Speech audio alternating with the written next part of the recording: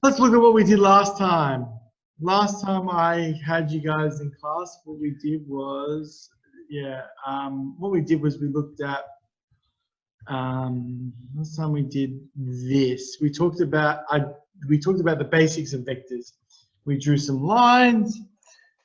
We said, oh, this is the direction of a vector, goes from here to here, and so on, and O to B is a different vector. And then once we did that, after we did those basic ones, we jumped in and we looked at IJ notation. Now, IJ notation is a way that we can refer to different directions. I is along this axis here, whereas J is along this axis here. So therefore, if I've got something that looks like this, let's do a random one. Let's do this one here. That vector is actually a negative 2i plus, in this case, we've got 1, 2, 3, 4 j's plus 4j, and that's what that vector here is. Now we can take that vector from any point we want. We can take that point from here. Whoops, that's not right. So across to, so there's that same vector at a different starting location. And those vectors are parallel because they're the same vector. We did some more examples. We did some, what is the points connecting these? So we created vectors just looking at the changes in x, or the run, and the rise. So this is all stuff we did last time.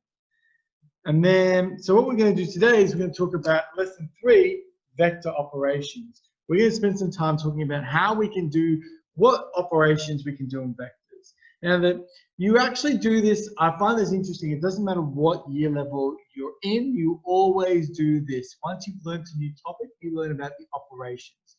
When you learn about positive and negative numbers, you learn about how to add, subtract, multiply, and divide them. When you learn about fractions, you learn about how to add, subtract, multiply, divide them. When you learn about percentages, you learn about add, subtract, indices, add, subtract, whatever. So vectors, we're going to talk about how to add, subtract, multiply, and divide them. We're actually not going to look at how to divide vectors because you actually can't divide vectors. And even then, multiplying the vectors, that can get very hard. So we're only going to do the basics of multiplying vectors, but we will talk about adding and subtracting vectors. Let's jump in. First thing we talk about is resultant vectors. Now, what is a resultant vector? That is like adding vectors. Can I get you guys to, very first thing, and again, if you haven't got paper, just jot this down on loose leaf paper. Can I get you to jot down this rectangle here? And also, of course, this title, if that's all right. So I'll give you guys a second to copy that down. Doesn't have to use a ruler. You can just do a basic rectangle. It's not too important.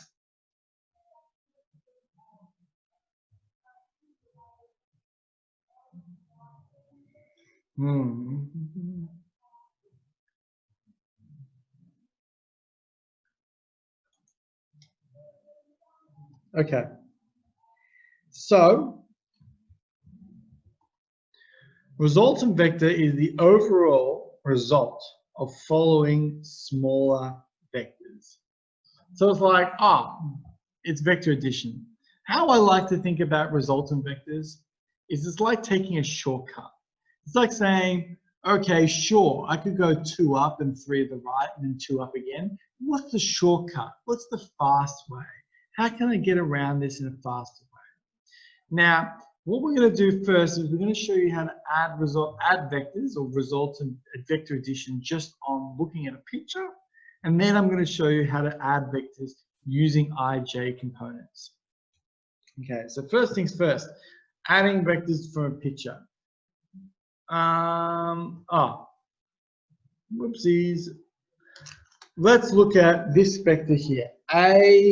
This vector here, and I want you to draw this on your diagram. AB. We're going to look at vector AB. You know what? We're going to add vector AB to vector BC. Now, what happens when you add vector AB to vector BC? Well, what we do is we say, well, what would the shortcut be? The shortcut would be to go from here. If you want to go from here to here, the shortcut would be this. Hold on, sorry. Oh man, sorry. God damn it. Sorry. Oops. Everything's falling apart. Ignore that. Okay. What would be the shortcut from connecting A to C? Well, the shortcut would actually be, if the shortcut to connecting A to C would be to go straight across the shape. So what it would look like is, it would look like, let me just grab that. It would look like this. And that is AC. So vector AB plus vector BC equals AC. Let's do another one just so that we know. Let's just say we've got, I can't rub this off, of course I can't. Let's say we've got vector D, we start at vector D, we go from, let's say we go from D to B,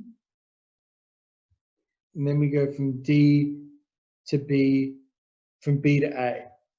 So from D to B plus B to A is going to equal the same as taking this shortcut across. So D to A. What you guys might start to notice is we're just cutting out this middle point here. You could actually go from A to B, from B to C, from C to D, and that would be the same as going from A. So you can actually go all the way around this shape. And that would be the same as just going from A to D. So you're just cutting out these middle shape, these middle letters. I do want to point out one thing with regards to a vector addition, which is equivalent vectors. An equivalent vector has the same size and goes in the same direction. So for example, AB, this vector, let me just change the color to yellow. This vector here, AB, is the same as this vector here, DC. Those two things are the same vector. So you can actually use that to your advantage. How? Well, let's just say I wanted to do this addition. Let's say I wanted to do DC plus, let's say I wanted to do DC plus BC. Now I would say, okay, if I'm going from D to C, which is this yellow vector, I can't then go B to C. Because it's like, I finish here, I can't start here. That doesn't make sense. But I can actually cheat. I know that DC is the same as AB. So instead, I could write this equals AB plus BC. Can you guys see how I've changed DC becomes AB? DC becomes AB because I know that those two are equivalent. I could also instead, if I wanted to, I could change BC, which is this vector here, into AD if I wanted to. I could actually do it that way instead, but I'm not going to. But now I can add these together. So DC plus BC is actually the same as AC. It's just a different way that you can add vectors. I'm going to give you guys a second to copy some of this down, but remember, I'm going to put these slides up later on, so I'm not going to give you too long to copy it down.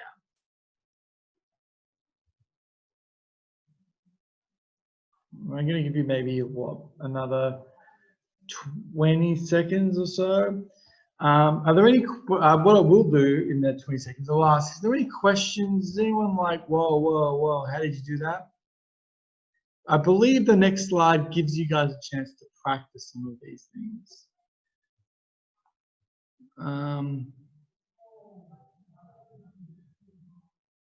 The orders of the letters does matter. Okay, so that's a good question from Elaine.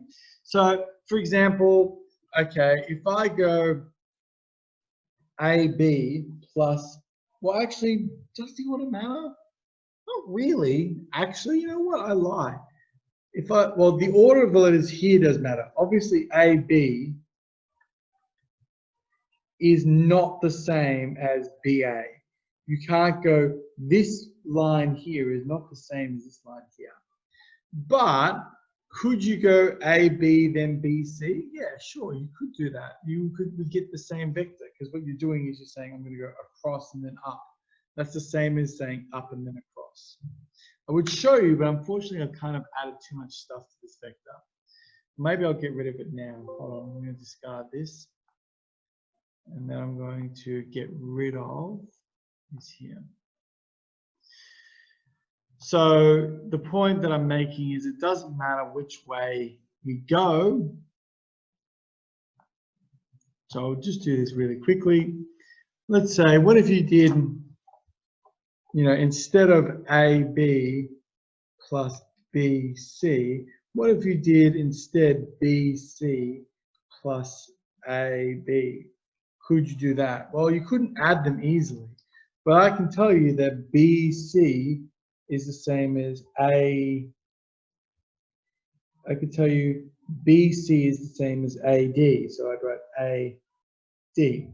And I can tell you that AB is the same as DC, so I go plus DC. And what do you know? You get the same answer at the end. Just a different way to think about it. Let's move on. Let's look at adding the components now, and then what we'll do is we'll do a quick example. So let's just say I've got what about adding vectors when you've just been given components? Guys, could not be simpler. Let's just say I've got vector A, I've got vector B. What happens if I want to add these vectors? Can I add these vectors? Yes, I can. 1 second. Oh, cool. Never mind. How do I add these vectors? Let's say I want to add vector A plus vector B. All you need to do is add the components. What we're doing is we're adding 2i minus 3j. We're adding that to 4i plus 5j. So that means we're going to add all the I components together. We're going to add all the J components together. How do I do that? Okay. Sorry, someone's asked something in chat. I'm trying to pop open chat, but so basic algebra. Yeah, pretty much. That's going to be, we just collect like terms. So we end up with 2i plus 4i. Then we're going to have minus 3j plus 5j, collecting the like terms, which is going to give us 6i plus 2j. Now, that's how you would do it. It's just basic algebra. What would that look like? 2i minus 3. So if I was just quickly to draw this, 2i minus 3j, that's going to look like going down to here. That's what the vector A is going to look like. Vector B is going to look like going up and to the right. It's going to be this is what B is going to look like. So therefore, when you add them together, it's like the same as saying, well, we're going to go a fair bit to the right. The shortcut is a fair bit to the right and a fair bit up. And so what we do is we go, well, it's going to be a total of 6 to the right, but it's going to go down and up, so therefore it's only going to be 2 up. So that's how you get the combined vector of A, B, A plus B. You don't need to be able to sketch it. I'm just saying, hopefully this sort of helps you understand what we're doing here. Hopefully, sorry, the other way. Hopefully this helps you understand why we can just add the components. So let's get a little bit of practice in. I would like to do multiplication before we finish up today. And then what I'll do is maybe on Monday, we'll talk about, Tuesday, sorry, we'll talk about subtraction. But we'll talk about, we'll get some practice in. what I'd like you guys to do is I'd like you to, oh, sorry, were we all good here? Have we all copied the, oh, shit, sorry. Have we all copied this down? Are we all right? I'm gonna look for a yes. Yep. Anyone else need more time on this?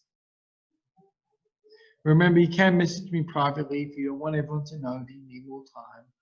Then I won't know who said it, and not everyone will know. But yeah, I'm gonna move on.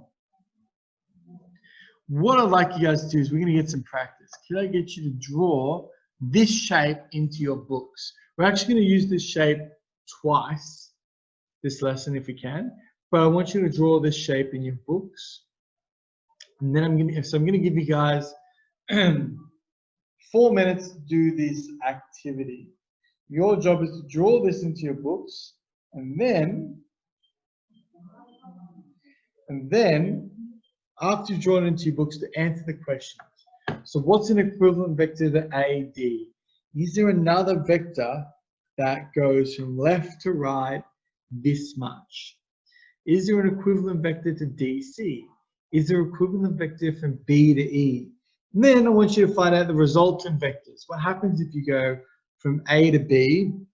So what would that look like? This one here. So you're going from A to B and then from B to E. Oh, that's like taking the shortcut, A to E. So it just gave the answer to that. So yeah, make your way through this. I'm going to give you guys 4 minutes to do this, and then I'm going to stop you guys. We're going to go through some of the answers. We'll quickly go through the answers, and then what we'll do is we'll move on to the next one. If you need some help, let me know. But yeah, I'm going to give you guys 4 minutes. I've set a little timer. Yeah, all the possible answers. So if there's more than one equivalent vector to AD, then write down all of them. Like the equivalent vector for DC, do we have to write A, B, and C, DC? Yeah, you should. You should write all of them because there are more than one. I guess it is what is an equivalent vector. So you can just write down one if you want, but I would like you to write down all of them. It shows, if you write down all of them, it shows me you really understand the topic.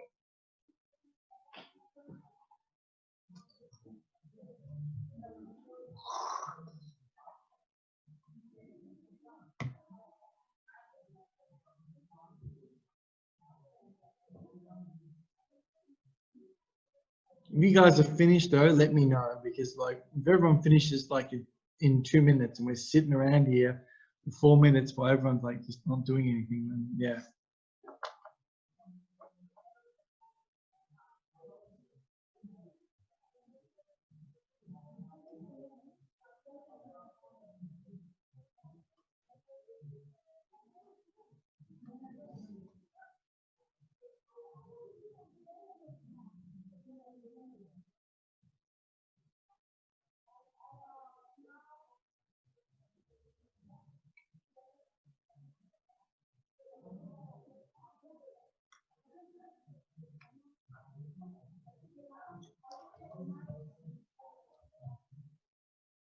All right, got about 2 minutes left.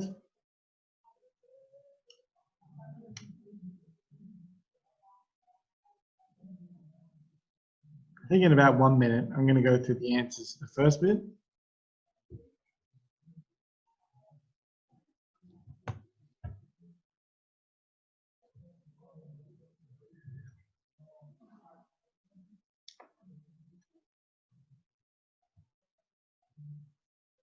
Okay. I'm going to go through the answers of the first bit. So AD. AD is, I'm not going to go through all the answers yet. AD is this vector on the bottom. The equivalent vector to AD is BC. Oh. Let me just plug my laptop charger in.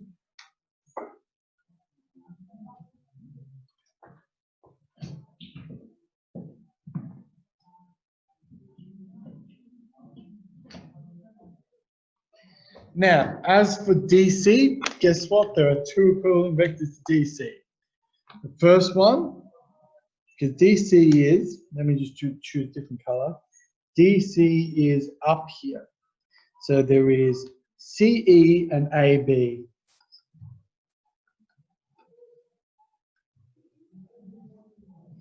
And BE, by the way, is this last one here, is this one here in purple going across the diagonal. That actually is like a blue and then an orange. That's the same as this blue and then orange. So you could say it's equivalent to AC. All right, we've got about 4, so I'm going to go through now the other ones. AB plus BE is AE, that's fine. EC plus CB, we can just cut out the C. It's going to be E to B.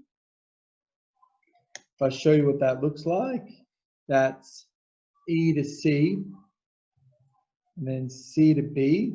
So that's the same as just going down on this diagonal. And then the last one, AD plus AB. Ooh, you can't add those two things because you haven't got a D here. But I can go AB is the same as DC. So AD plus DC, and then I can add those together, equals A to C. Beautiful, done. So those are the equivalent vectors. The last thing I'm going to cover in today's lesson is vector multiplication. Now we're not going to multiply two vectors by each other.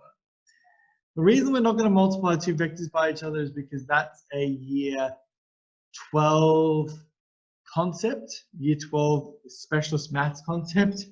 And there is also two ways to multiply them. One is the year 12 specialist maths concept, and one of them is a university maths concept. So we're going to steer clear of that. We're going to do the simple multiplication, the simplest one, which is actually multiplying vectors by scalars. Okay, the vector 2, so this is multiplying vectors, and I'm going to actually put here by scalars because it's actually the easiest form of multiplying. Vector 2a, so is double the length of A. Sorry, is double the length of A. And vector, and is like following the vector twice. So this is vector A. Vector 2a is like saying, well, I'm going to follow vector A once, and then when I finish, I'm going to follow it again. Guess what? 3a is like following vector A once. When I finish, I'm going to follow it again. And when I finish that, I'm going to follow it a third time. It's like following vector A 3 times. And vector half A is actually half the length of A. It's like you're going in the same direction as A, but you only go half the distance. Okay, so you're not going all the way. There is a way that you can, and so that's what it looks pictorially, like in picture form. In actual calculation form, guess what? So when I say calculation form, I mean, what do I mean? When I'm talking about calculations, I'm talking about IJ notation. If B is vector 3i plus 4j, then 2b is 6i plus 8j. How did I do that? Well, I just went 2 times 3i gives us 6i plus 2 times 4j gives you 8j. You can even multiply this by 3. So 3b would be 3 times 3i, which is going to be 9i, plus 3 times 4j, it's going to give you 12j. You can also start messing around with these by multiplying these by -1 to give you negative vectors, but we're not going to worry about that too much now. We're going to talk a little bit more about that when we talk about negative subtracting vectors. But yeah, at the moment, that's how we multiply vectors. We just multiply them by lengths. We're multiplying how long. So it's just like saying following the same vector more than once. Now I've got one more slide to talk about before we finish the class. Do you guys need more time to copy down the left-hand side of this page? If you want to copy down the pictures, then that's great too. It might help you understand it, but you don't have to copy down the pictures. I think it'd be useful to explain it, but you don't need to. You guys need more time or not? I might give you, considering I haven't heard any replies, I'm going to give you guys 30 seconds to finish this off because the last slide is another activity slide. And that's going to give us a nice little final bit of practice.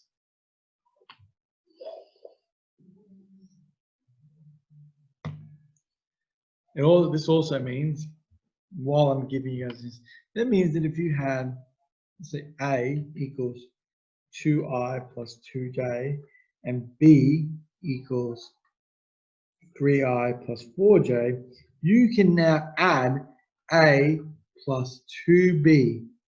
We just go 2i plus 2j plus 6i plus 8j. It's going to give you 8i plus 10j. So you can add them algebraically as well. You have to multiply them first, and it'll be just like expanding. So it's just going to be like 2 times 3i plus 4j. This is going to be like expanding, except it's just in vector form now. Let's do an example. This guy here, this is the last one. So you can actually use the same picture that you just used before. Now we know that DC equals CE. So that means that DE, right? This big long vector here from D to E is actually the same as following DC twice, because you're following DC once, which is this long, and then you're following DC twice. So DE is actually 2 times DC. And that's what I would like you guys to write down. I'd like you, if you've got space in your picture, maybe you could include this here on your picture above. If you don't have any space, then that's okay. So DE is this one here. This vector here is DC, and this vector here is also DC. You might be saying, no, sir, that's not DC, that's CE. But remember, DC and CE are the same thing. So that's vector multiplication in like a picture form. So now you can multiply vectors both in a picture and in a solid sort of environment. Now, I only have 2 minutes left in the class, so that's a bit annoying that I can't go through vector subtraction, but that's okay. What I'm going to do is next Tuesday, I'm going to go through vector subtraction with you guys. And then I'm also going to give you guys the start of next week the homework. The homework is going to be a worksheet called Motion 1. What I might do is I might show you what that worksheet looks like now in the last 2 minutes of the class. Does anyone have any questions about what we've done today? Does anyone want me to go back over something? Maybe vector addition I went through too quickly, or vector multiplication I went through too quickly. Is there any parts here that you guys, whoa, slow down? You can say it in chat, you can make it a private message, it's up to you. I don't care. So yeah, the next part's going to be vector subtraction, which is actually just one thing here. And then we're going to talk briefly about where vectors get used in engineering. Next lesson, we're going to talk about this stuff here. So breaking and gluing vectors together.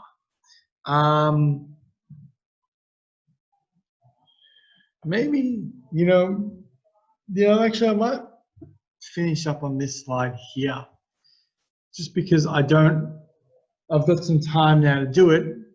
But yeah, and you don't need to copy this slide down. Vectors in engineering, vectors you can use all the time in engineering, but not just for understanding structures like building and stuff. Obviously, it's really important to do that for buildings, because you can get an idea of, oh, okay, this building has got this force on it, so I need to use these vectors. They also get used in stuff like, so they're not just used, they get used to measure air pressure and moisture level as well, and terrain. Without an understanding of vectors, engineers can't construct buildings or make optimal wind farms. You can't understand how these vectors here work. You can't possibly build a good wind farm or know it. Vectors is really important when you're understanding atmosphere and climate, because you need to know, well, which direction is the airflow moving, which direction is the air pressure moving, and then that will help you understand it. And when we're looking at which direction air is moving, we use vectors because we need to know how fast the air is moving. Is it moving very slowly or is it moving very quickly? And then we need to know which direction is that air moving. Is it moving up, down, left, or right? And that gives us an idea of how we can go about creating maps. So you can see in these maps, all these arrows, these are all individual vectors. You can use them to get an idea of how quickly the air is moving and in which direction. That's the belt, so that's the end of this period.